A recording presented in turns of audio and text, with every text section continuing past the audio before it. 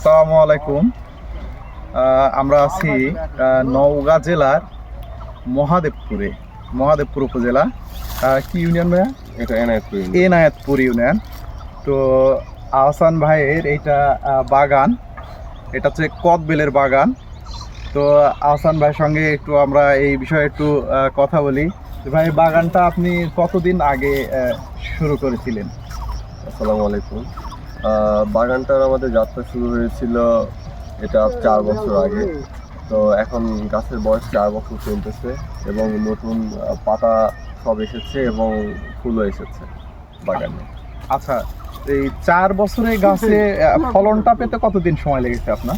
এটা আমার দ্বিতীয় বছরে ফলন এসেছিল এবং এটা আসলে মূলত পরিচর্যার মেন বিষয়। ফলনটা যদি আপনি ধরাতে যান, আমার 2 বছর আসছে, হয়তো কারো আরো বেশিও লাগতে পারে। তার নিজের পরিচর্যার উপর এটা সম্পূর্ণ কিছু ডিপেন্ড করে আর কি। তাহলে আপনি বাধার সম্মুখীন কি হয়েছেন? মানে এই বাগানটা করতে গিয়ে আপনি কি কি বাধার সম্মুখীন হয়েছেন যে এই সমস্যাগুলো আমাকে ফেস করতে হয়েছে?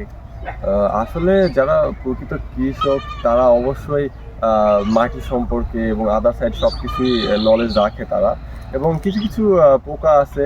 তাছাড়া তেমন একটা মানে বেলে এরকম কোনো প্রবলেম হয় না আসলে। বেলে এমনি প্রবলেম কম। তার মানে বলতেছেন যে এইটার পরিচর্যা খরচটা কম। হ্যাঁ, তাহলে লাভটার পরিমাণ কেমন হয়? হ্যাঁ, লাভ ভালো হয় এখানে। আপনার বেল এখন তো আমাদের বাজারে তো বেল অনেক হাই দামে এখন সেল হচ্ছে, আর আমাদের এখান থেকেও মোটামুটি ভালো বেল যায়। একটা গাছে কেমন বেল আসে? আপনার সর্বনিম্ন হলেও 150-200 করে বেল আসে। একটা গাছে 150-200? প্রিয় দর্শক, একটা গাছে 150-200 বেল আসে। একটা বেল যদি 20 টাকাও হয়, তাহলে যদি আমাদের 100টা বেল ধরি, তাহলে কত টাকা আসে? আমাদের আহসান ভাইয়ের যে বাগান, এই বাগান প্রায় 5 বিঘার একটা বাগান, এবং গাছ আছে প্রায় কতটা ভাইয়া? 420টা গাছ আছে। 420টা গাছে আলহামদুলিল্লাহ খুব ভালো ফলন পেয়েছেন। তো ভাইয়া, যারা এরকম বাগান করতে আগ্রহী তাদের জন্য আপনার কি পরামর্শ থাকবে? না, নিঃসন্দেহে বাগান করা যায়, এবং ভালো জাতের, সর্বপ্রথম ভালো জাতের চারা, সবাই ট্রাস্টেড চারা দিতে পারে না।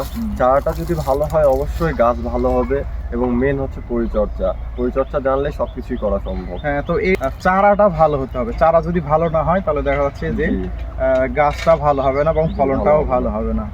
তো ঠিক আছে আহসান ভাই, ধন্যবাদ।